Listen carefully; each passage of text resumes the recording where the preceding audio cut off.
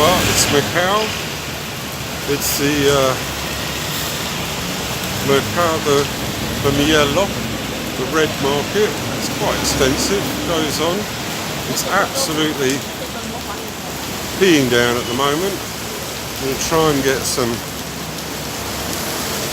walk-through shots, but not so easy. I think that the monsoon has arrived today anyway.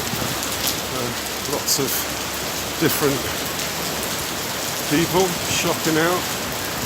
We've got a variety of clothing, fruit and veg, food stalls, all good stuff. And